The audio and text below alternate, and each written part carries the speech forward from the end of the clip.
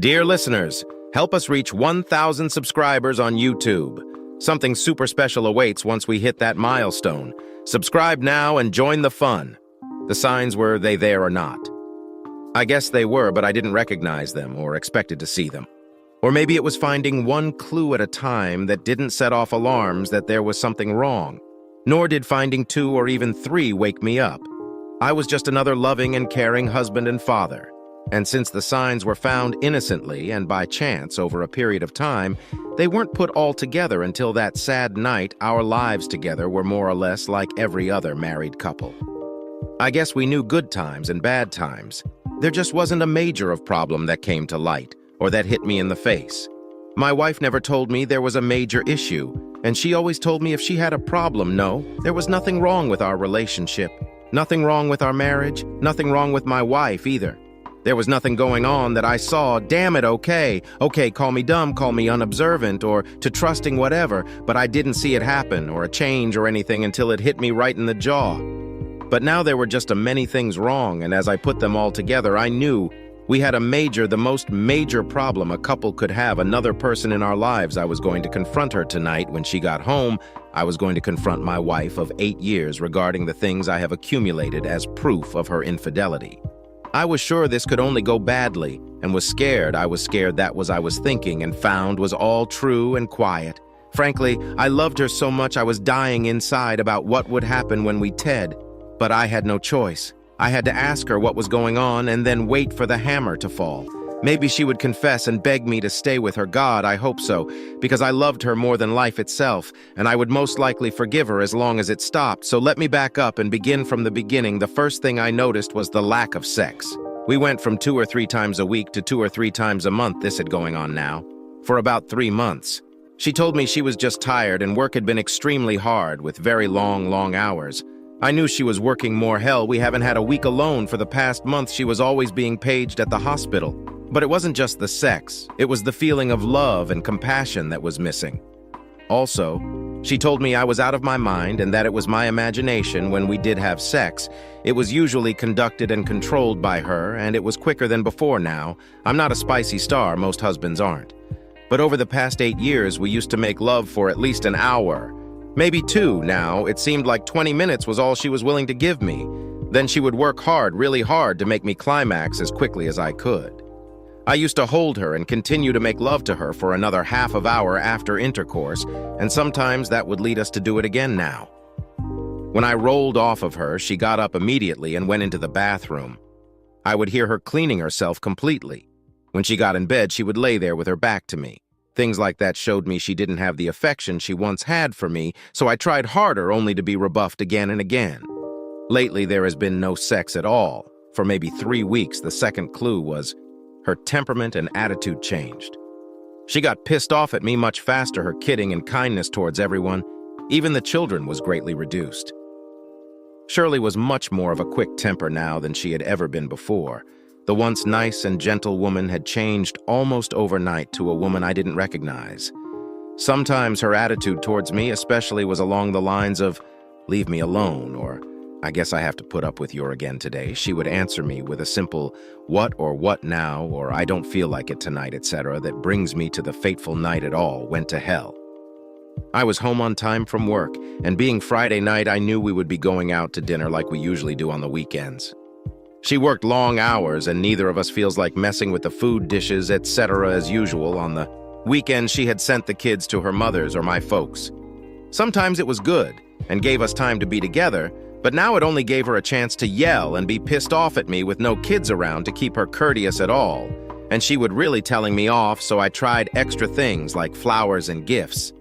I had sent her flowers today. I saw them in the living room as I came into the house undoing my tie. I said, "Babe, I'm home. Are we going out to dinner tonight?" She said, "Come upstairs." "But come up, I want you to see my new outfit." "Yes, we're going." She seemed okay. At least her voice didn't have vinegar or pepper in it so far. So good, I would be as nice as I could, and maybe we could have a nice time together. I called back, "Right, I'll be right up." I said to myself, another new outfit, Christ, it's the 5th one this month.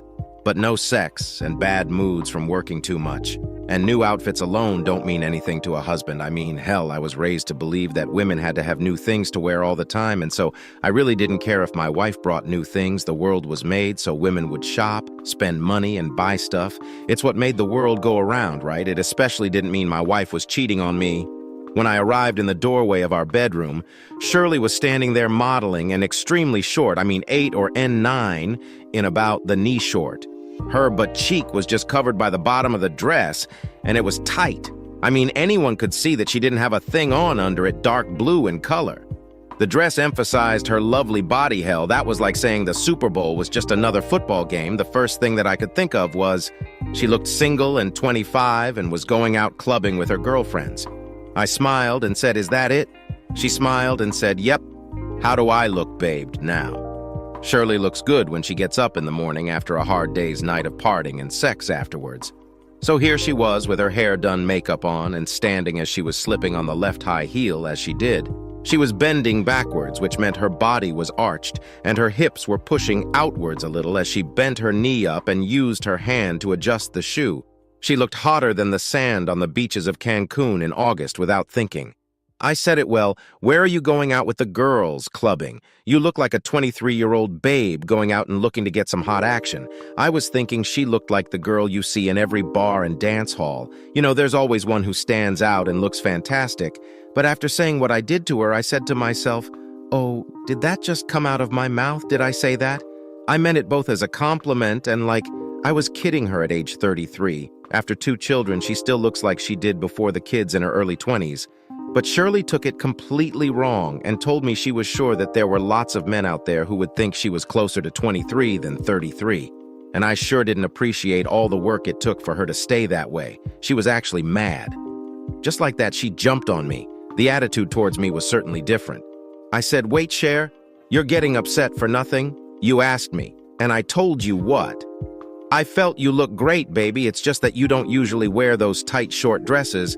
It's not that you can't wear them. It's that you haven't had one on in years."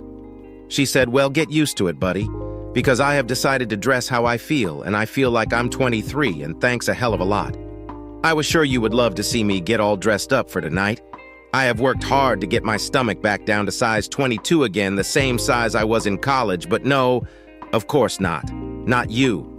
You think I look too old or too fat or something, and as usual, you make fun of me as said, woo, wait, minute I was kidding with you, you look super.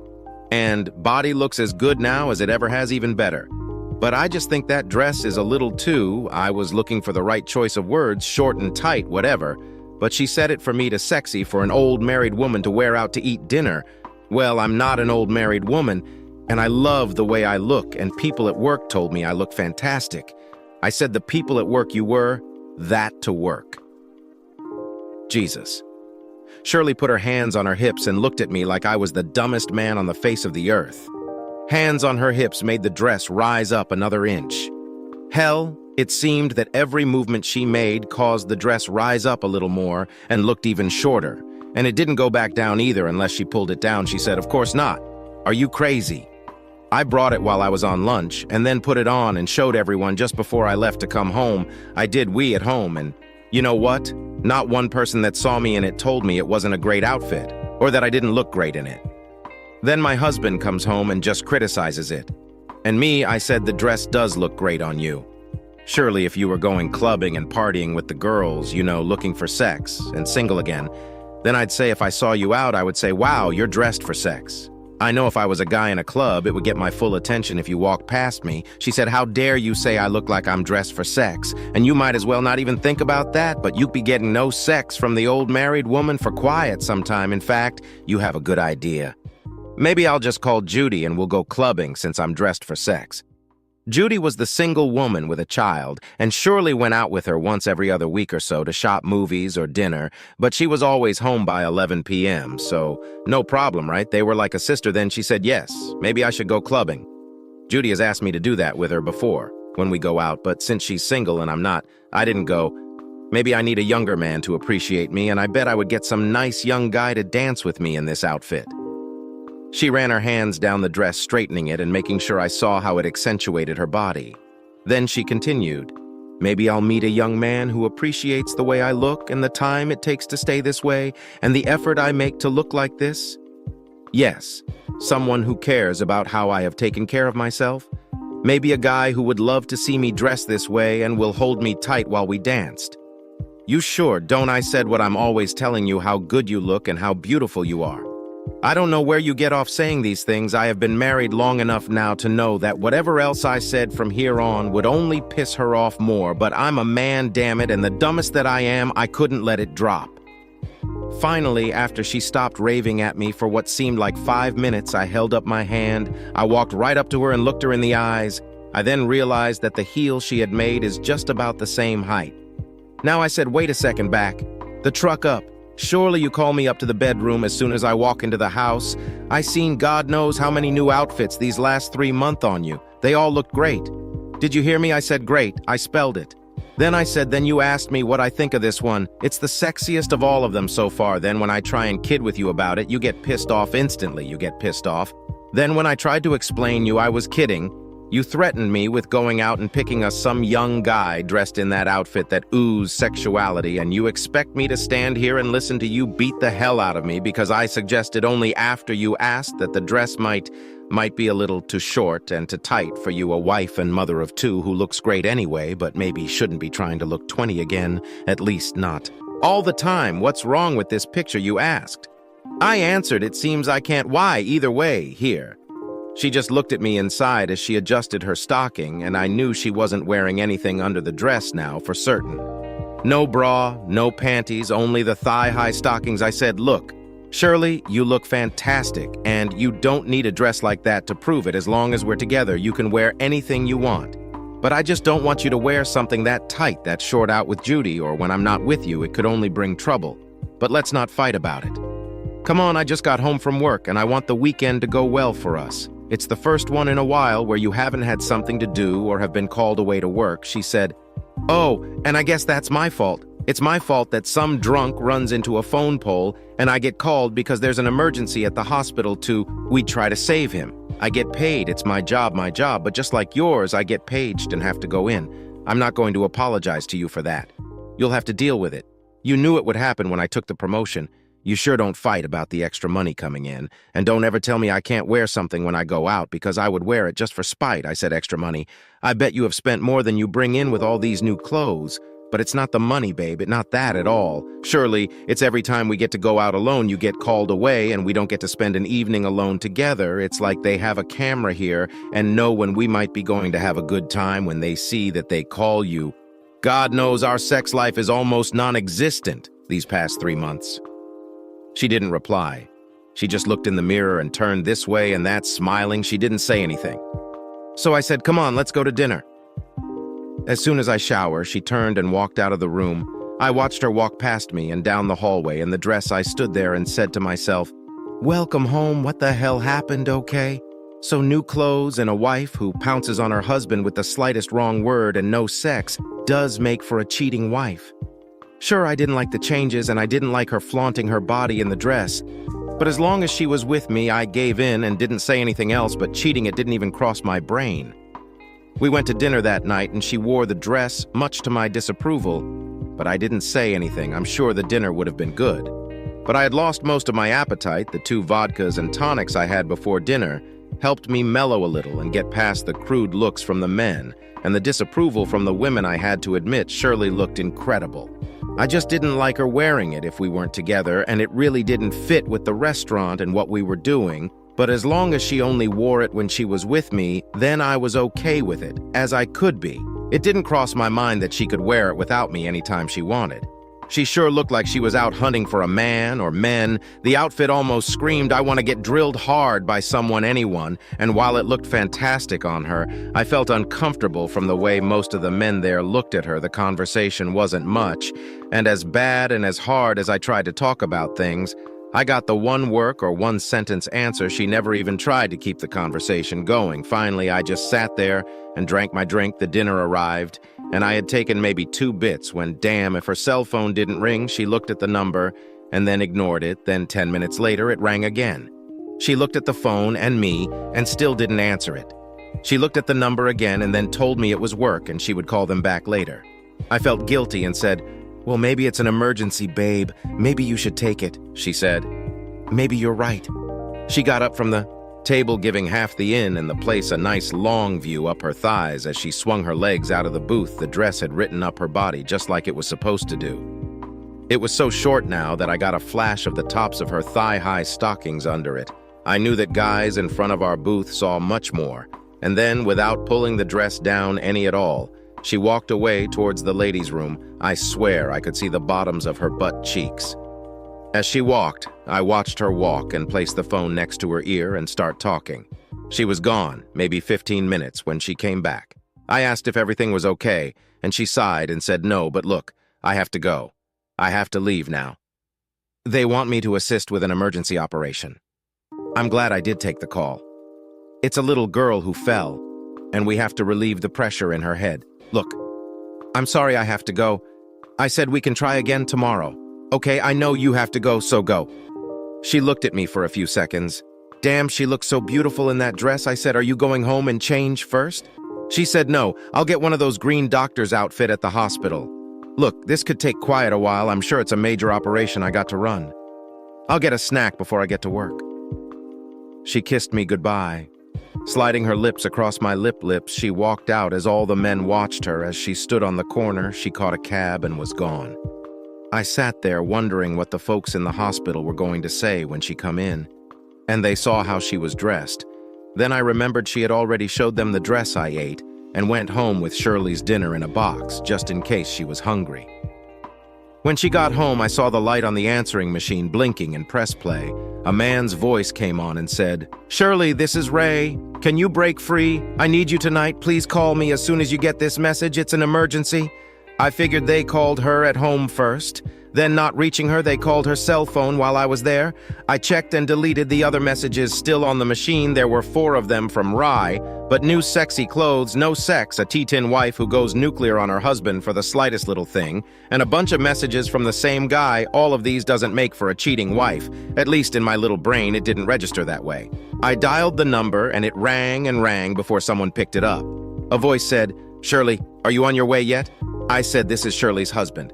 "And yes, she is on the way." "Who is this?" "Please," the voice said. "This is Dr. Ray Stevens. I work with Shirley at the hospital. She told me she was going to leave you at the restaurant 25 minutes ago. Where is she?" I told him she was on her way, and then I asked him why he had been calling here so much. He got uptight quickly and said, "Look, but is it? I call her when I want her. I call her when I need her here to help me. It's her job, okay?"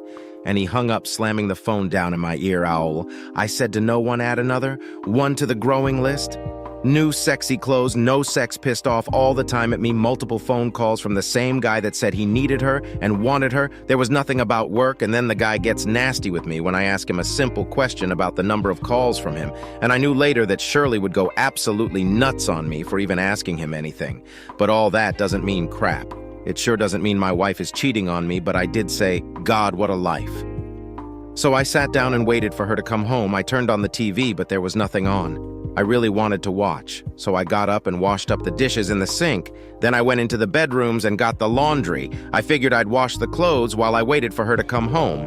We both washed the clothes and shared the things that needed to be done, but I seemed to be doing more of them lately while she was out, but they needed to be. Then no, I'm not the husband type. I just believe in helping out with things since we both worked for a living. As I finished up with our bathroom, I was closing the hamper when I saw a bra behind the hamper. When I bent over to get it, I could tell that something was spilled on it. The bra was a lacy light blue, but there was something caked on it. It was a white, creamy color stuff between the cups, and over one of them food was my first reaction to seeing it. But then I picked at it and took a fingertip into my mouth, spitting it out. I could taste its bitterness, but had no idea what the hell it was. As I sorted the clothes, I noticed a bunch of new colored underwear from Victoria. Secrets, or Fredericks of Hollywood, already in the washer. She must have forgotten to dry them. Shirley had about a dozen new undergarments. Included in them were thongs, which she had never worn before, as far as I knew. Let's say she never wore them for me. There were bras that I had never seen before, and they did more than, shall we say, pushed up. lifted or separated her breasts. Some were just a sort of half-bra, and I realized that if she wore these half-exposed, and there were two that might as well not have been bras at all, they were that transparent and sheer.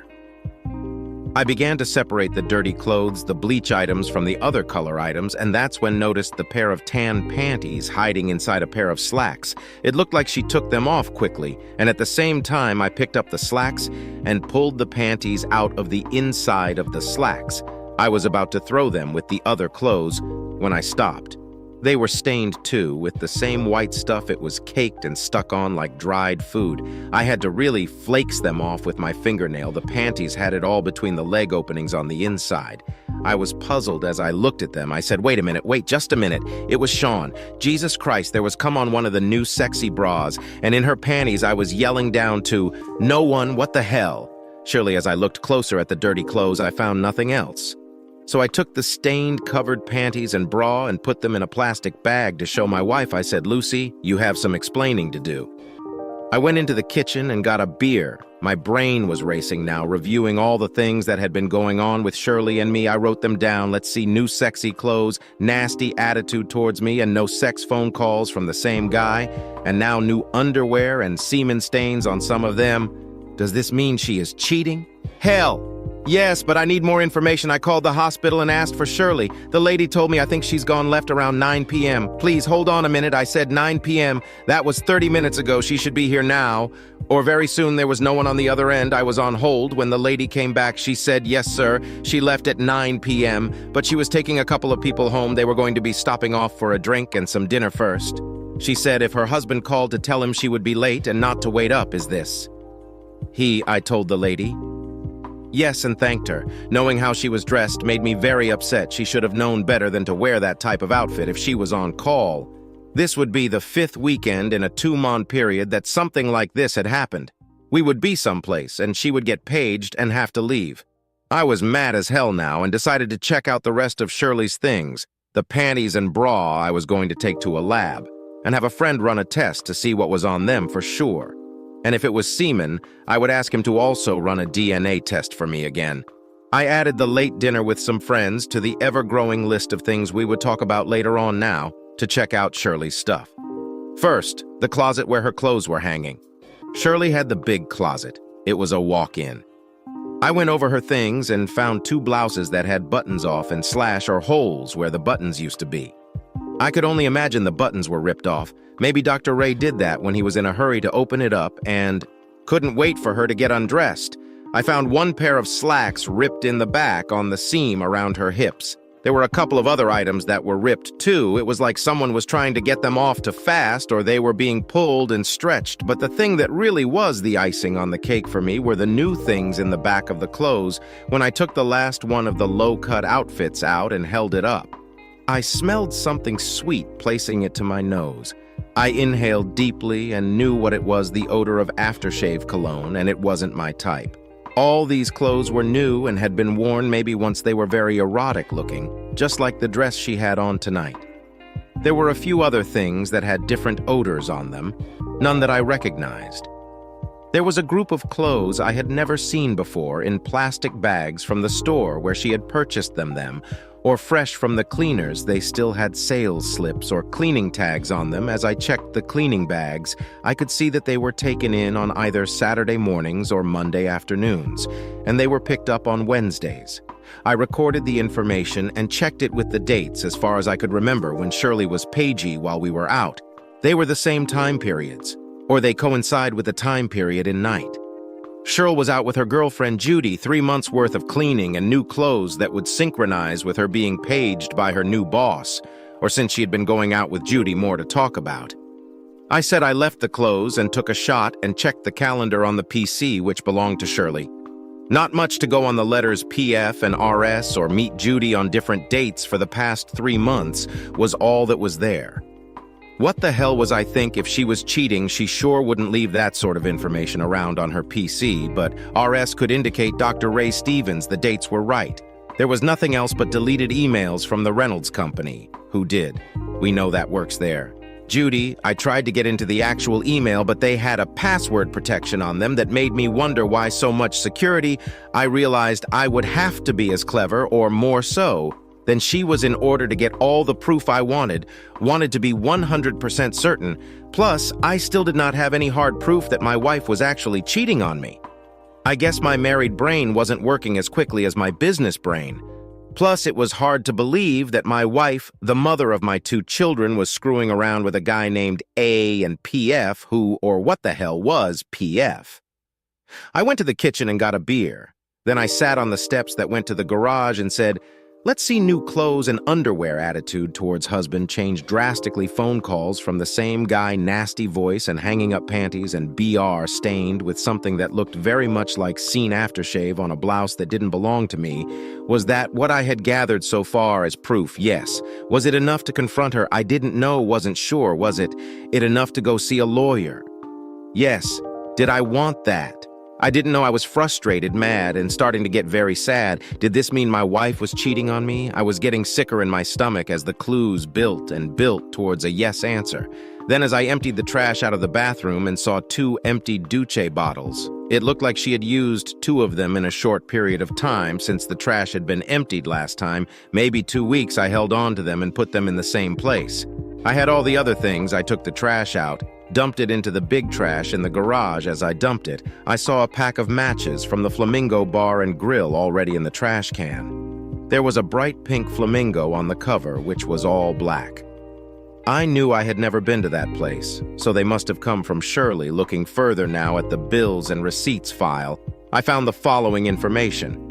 Then there were credit card statements and receipts which showed a charge for a hotel. They must have stayed there on the night she was going to the movies with Judy. Funny, looks like she never did go out with Judy. She was just a cover. And I knew Judy, she would cover for her best friend. I would get no help from her. I was sure. Then as I was about to close the desk, I saw a piece of paper on the bottom of the file. It was a gas receipt from a station out by that hotel I had a receipt for that was proof she was out there. No doubt that she had spent more than one time with him now, but there were receipts for only 2 or 3 nights if she had been cheating on me. It had been 3 months. Where did she go the rest of the time she was with him? Unknown yet. While I was out in the garage, I decided to check my wife's car too. I looked under all the seats and the dashboard. There was nothing. Then I popped the hood and trunk. As I was checking out the trunk, I dropped my damn flashlight and it rolled to the back of the trunk and stayed there. Of course, it was that sort of night I had to actually climb into the trunk about halfway to get it back out. I bumped my head, yelled some nasty words, and that's when I noticed something being held on the bottom of a speaker under the back window. It was one of those magnet boxes you use in a car to hold a spare key. You know it gets hidden under the fender or bumper, and if you lock your keys in the car, you can get that one to open the door. But this one was up under the trunk and back window, hidden completely. Unless you knew it was there when I tried the key, it didn't open any door or trunk to Shirley's car. I took it and would make a copy of it and put it back in her car. As I looked closer at the match pack and opened it, I saw that there was a map on the inside showing its location out on Route 22 and US 1. I knew a place called Memories or something like that. Out that way it was a strip club, an expensive strip club. I knew I would have to make sure we had a babysitter the next time Cheryl went out with Judy so I could follow her, and I would have to check out the Flamingo Grill one day too. I decided to call my friend Larry, who had contacts that could bug phones and PCs and break into password-protected files. I went back in and took a thumb drive and copied the emails I couldn't open. I then packed all the things I had found in a bag and hid them in my car. I went back and took 2 of the outfits that were ripped or torn, or that had a button off. There were more than I first realized. There was a skirt that had a large rip at the top and a button missing that held it together. There was a sweater which was very soft. It was made of lamb's wool, expensive and new, and I hadn't seen it before. It looked like the neck had been stretched badly. There was a small rip on the sweater, too. It started where the V ended, not much, just a little rip, but I took it and placed it with the rest of the things I had accumulated. Then I waited for my wife to come home. I watched TV, and I guess I fell asleep until the front door opened, and then walked my lovely wife with her skirt riding high on her hips. She smiled at me and said, "You shouldn't have waited up, but it's late. Almost 1 a.m. I'm going to bed. I'll talk with you in the morning." I really beat. I said Ray called earlier, but I guess you saw him. She stopped and turned towards me. She looked mad now and said, "Oh yes. What the hell were you thinking asking my boss a bunch of dumb questions? Don't do that again." But she began to read me the Rights Act, saying she had a right to talk with anyone she wanted to, as often as she wanted to. Who the hell did I think I was talking to her boss like that, etc., etc., etc. She never questions me when my secretary calls me or goes with me to meetings, etc. She read me the Rights Act to the point where I really felt it was major overkill. I just stood there and let her rave on me. Then I watched her walk out of the room. I was pissed but decided to hold off until I have everything that I needed. She said, "I'm going to bed. I'm really tired. There was no good night or I love you. Nothing." I came into the bedroom and watched as she reached behind her and tried to unzip her dress. She was working hard to get the dress off her body. I came over and started to help her. We finally got it off her body. It was that tight. She stood there with her back to me. She quickly put a robe on right away before she turned and looked at me. I looked for rips or stains on the dress, but there were none. She said, "What are you looking for?" I didn't answer her, but instead I answered, "I have your dinner from the restaurant in the refrigerator if you're still hungry. But the lady at the hospital told me you were going to go get something to eat with a couple of other people." I wasn't surprised when she said, "No, I'm not hungry. We all ate after the operation. I'm going to shower and go to sleep." I said, "They told me you left at 9 p.m. What if you so long, babe? Who did you go to dinner with in that dress?" She said, "We ate, and we having fun, bud, and I didn't realize what time it was. Okay, we even went dancing afterwards." "Yes, I went out in this dress without you, bud. And you know what everyone told me how good I looked in it? I was the woman everyone wanted tonight, but the woman that everyone wanted to drill. But it was great. And you know what? I loved all the attention. I reached for her arm and she pulled away. She said, "No, but. Not tonight, that's for sure, maybe. Never again. I'm going to take a shower and go to bed. Why don't you sleep in the other room?" I said, "What, no effing way in hell. Who are you with, Dr. Ray?" She said, "Fine, I'll sleep there. Then I want peace and quiet and not to be grabbed all night by you." I said all I wanted was a kiss. "Good night from my wife, Cheryl. I wasn't going to attack or assault you. Tell me whom you were out with. Was it Dr. Ray Stevens?" She just looked at me and went to the bathroom. I followed her and she shut the door. I stood there for a minute and then knocked, asking, "I want to know who you were with tonight, surely. And I'm not leaving until you tell me there was nothing." So I yelled, "God damn it! Surely talk to me. What's the hell is happening here to us?" She opened the door, dressed in a towel. She said, "For God's sakes, okay, here's your damn kiss, good night." She bent just a little towards me and I kissed her. She didn't return it. She said as she was closing the door, "God, what a crybaby. Now will you leave me alone so I can get ready for bed?" I'm tired as I kissed her. I could smell the same aftershave lotion that was on the dress in her closet. I don't know why, but I reached for her and pulled her to me and held her tight. She held the towel. She said, "Let me go. I want to shower and go to bed. Let go of me, damn you." I realized she wasn't moving at all and was turning her head and avoiding my attempts to kiss her again. She was just standing there while I kissed her cheek and neck. She didn't move. Her face was a look of hate, and there was no love in her eyes at all, only sadness. I could smell the aftershave, and when I did manage to kiss her lips, I could have been kissing a piece of stone. I broke the embrace and looked at her. "What is wrong with you?" She said very plainly, "I want a shower. I'm tired and I want to go to bed." "Okay, good night. I'll see you in the morning." "Yes, we have to talk in the morning. Surely that's for damn sure. Yes, I know." But she started to close the door. When I said, "What does that mean?" You know what? Surely I pushed the door open. "No, not now. All I want is the shower and go to bed. Now works for me. Come on, let and talk." "No again from her. How about I join you in the shower? You looked so hot tonight. You got me all worked up." "No, but jerk off." What did you say to me?" "I told you to go jerk off. You won't be getting any sex from me now. Get out." I was shocked. She had never told me that before. What right did she have to say that to me? I'm her husband. But I still tried and said, "I'll make it worth your while." "No, but let me shower so I can go to bed. If you have that much of an urge, go jerk off." She pushed more on the door. I said loudly, "No, Cheryl, I'm not leaving here until you tell me what is going on.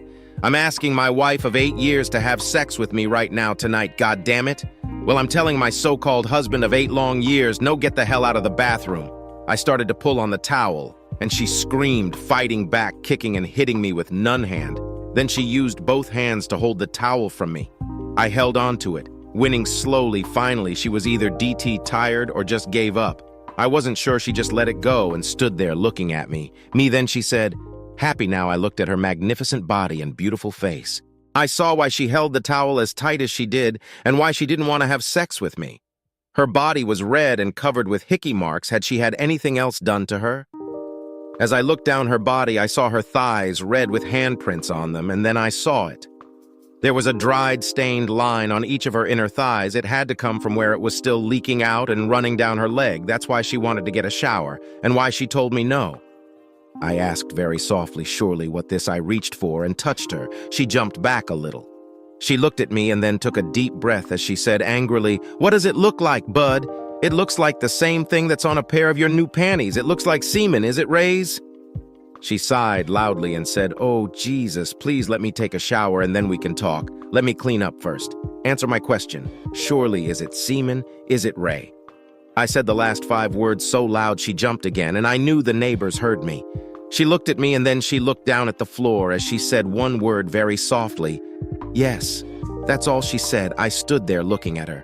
I asked again, "Is it Ray?" She said yes, again. Then she saw my face and said, "Oh God, don't start crying, but be a man.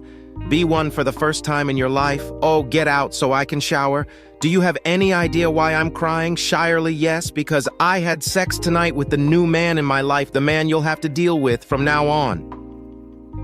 I didn't hear all of what she said. I answered by saying, "No, I'm crying because of the love we don't have anymore.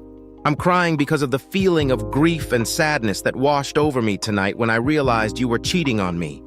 I'm crying because we are done as a husband and wife. I'm crying because I have only hate and contempt for you. Now it's like I have changed completely over the past 4 hours.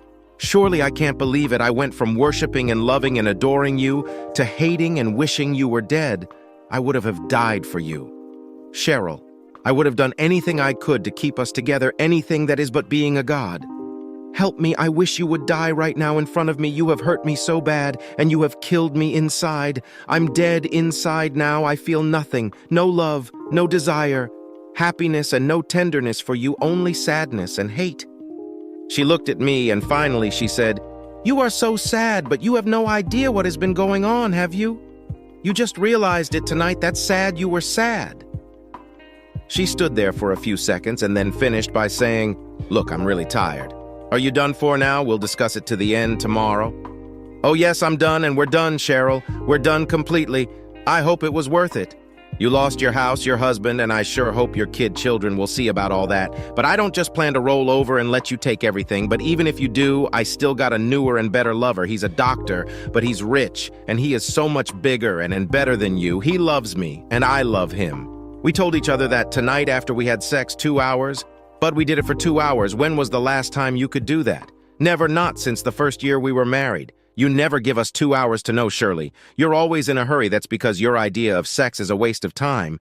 You do it like an old man, Ray does me, like a stallion. I was good enough to give you 2 children. She laughed and said, "What makes you think our children are yours? What make you think you're the father of any children?" She laughed, and I felt myself shrinking more and more from those words. Then she stopped talking and just stood there looking at me like I was the most pathetic person she had ever seen. "Are you telling me you know for sure that I'm not the father of our 2 kids?" She smiled and said, "I got you worried now, don't I, to tell you the truth? But I don't really know. They may be, or they maybe are one of the other 2 men I was doing at the time. None of us took any protection because you wanted kids. I never did, and figured you would take care of the kids, giving me more time to get laid. I figured if either of my lovers got me knocked up, you would think you did it anyway. So I don't know who the fathers are for our children, but I doubt it's you." I asked why, and she told me, "Well, to be honest, you're just as small in the tool department to get anyone knocked up. You're not big enough to deposit that deep inside me to mix with me seed." I sighed and said, "I am big enough for a normal woman, but for a 304, maybe I'm not well. At least you're not sure that's good. I'll have them tested." She yelled, "The hell you will. You leave our kids out of this, you and Tool." So I said, "Why, Shirley, why did you stay married to me if you have been cheating on me all these years?" She said, "Well, for my family and yours, I guess, and for security. You know, I did love you, bud, when we first got married, but that all changed after the first time I got laid by a real man with a real tool. That was about 3 months after our first child. I guess he came on to me and I loved the attention and how I felt young and free. You took care of the kids and I let him have me almost every other night for 6 months when we worked together at nights, and I guess I've been waiting for the right guy ever since, a doctor with a big tool, someone who could take care of me in every way I wanted more out of life than a small tool husband and 2 kids, but I said, "And Rye, is he the one you have been waiting for?"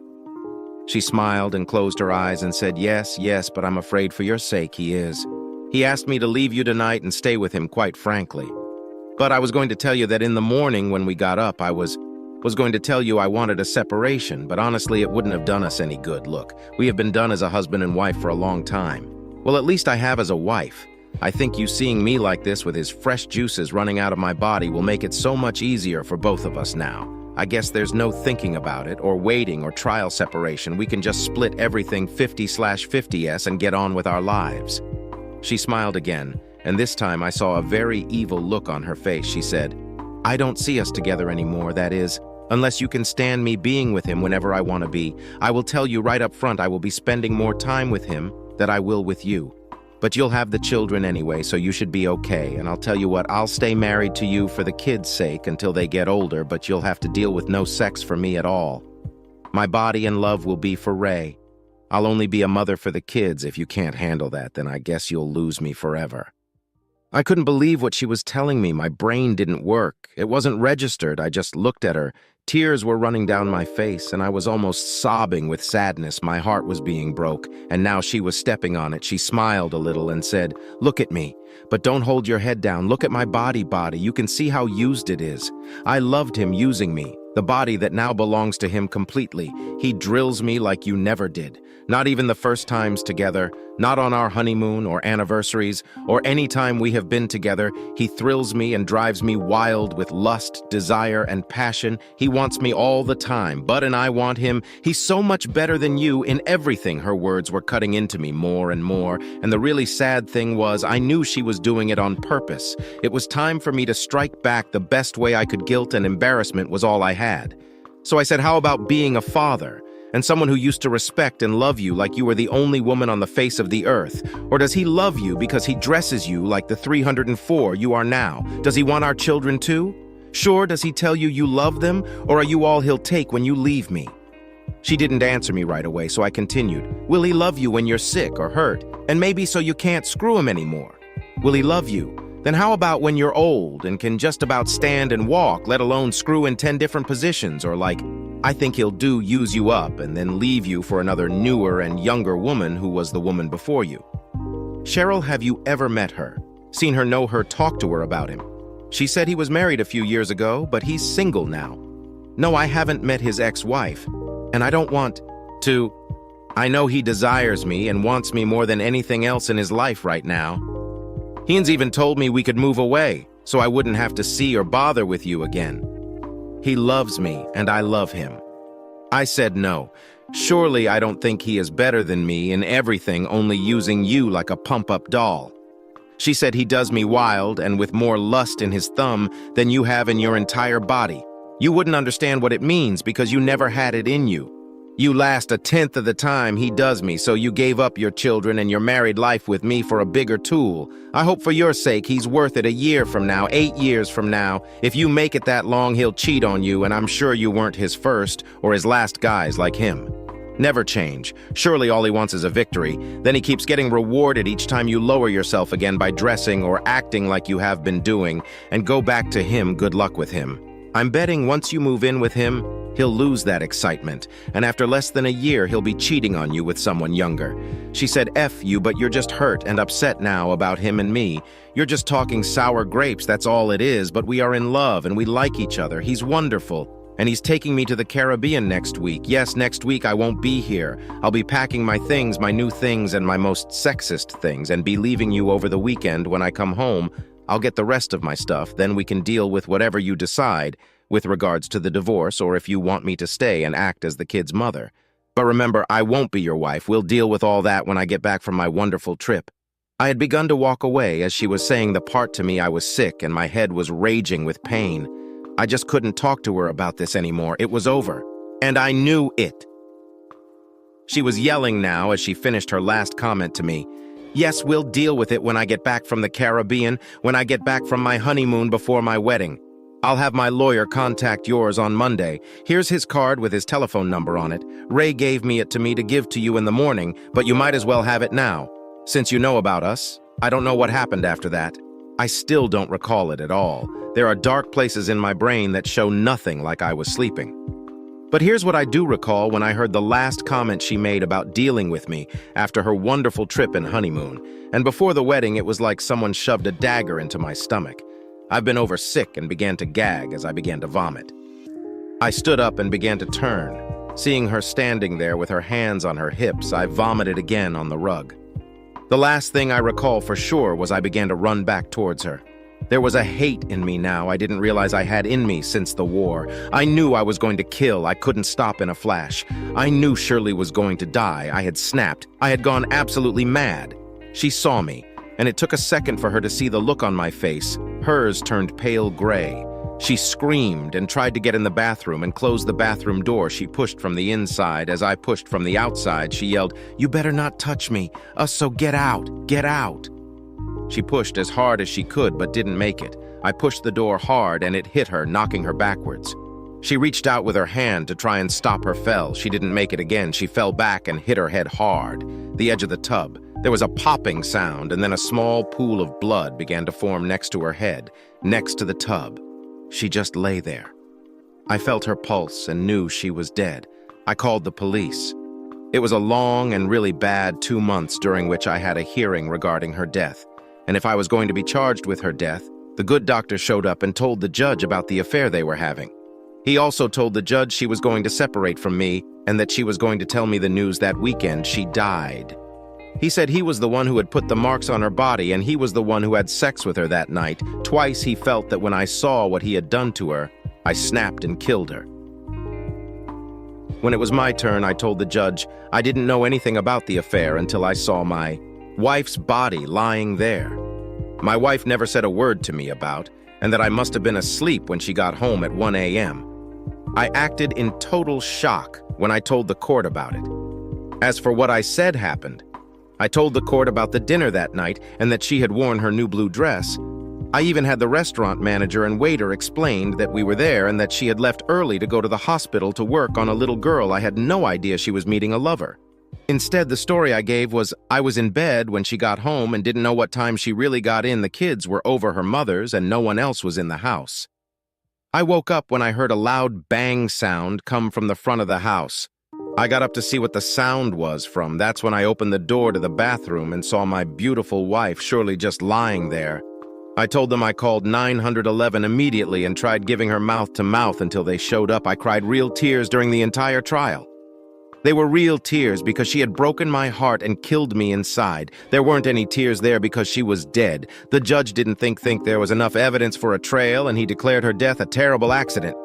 Now I have only one problem. Do I seek revenge on the good doctor? Ray, remember it takes two to tango, and think if a beautiful, well-built woman came onto you, would you care if she was married, if you were buried in her as deep as you could get it, and she was going wild drilling you? I wasn't sure yet. But then I saw my 2 kids in the hallway with my mother.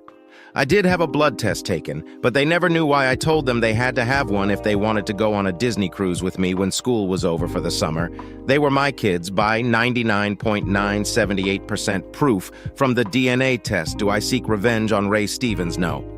Why take the chance unless the hate I have for him right now can't be dealt with and won't go away? But as my dead wife said, I'll deal with all that when I get back from my wonderful vacation. Dear listeners, help us reach 1,000 subscribers on YouTube. Something super special awaits once we hit that milestone. Subscribe now.